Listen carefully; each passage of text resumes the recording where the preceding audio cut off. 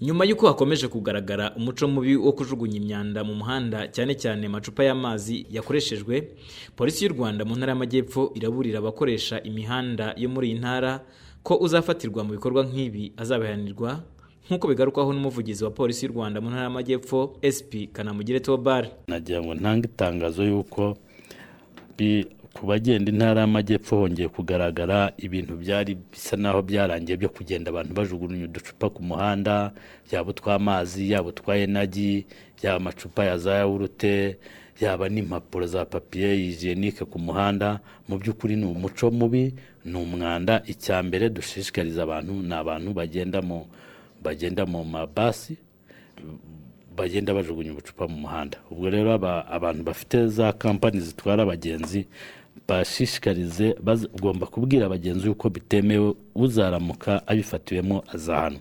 Ikindi ni umuco mubi, ikindi ni umwanda byari byaracitse ariko bisa naho byongeye kugaruka uducupa ku muhanda cyane.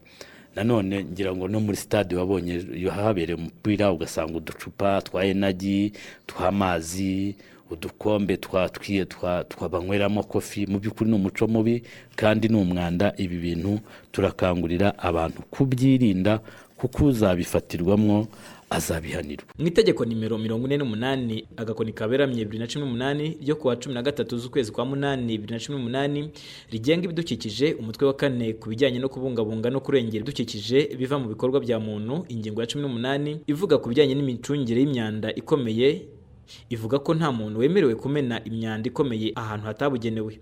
Imyanda ikomeye igomba kuvangurwa, gukusanywa no gutwarwa ahabugenewe hakurikijwe amategeko abigenga. Imyanda ikomeye igomba kujugunywa mu kimoteri cyabugenewe cyangwa igatwarwa mu nganda zibyaza umusaruro. Rero twese nk'Abanyarwanda ni umwanya wacu wo kongera gutekereza ku kamaro k'ibidukikije ndetse n'uruhare rwabyo mu buzima bwacu bwa buri munsi, bityo tugakomeza gusenyera umugozi umwe tubibungabunga, na cyane ko ari n'inshingano zacu.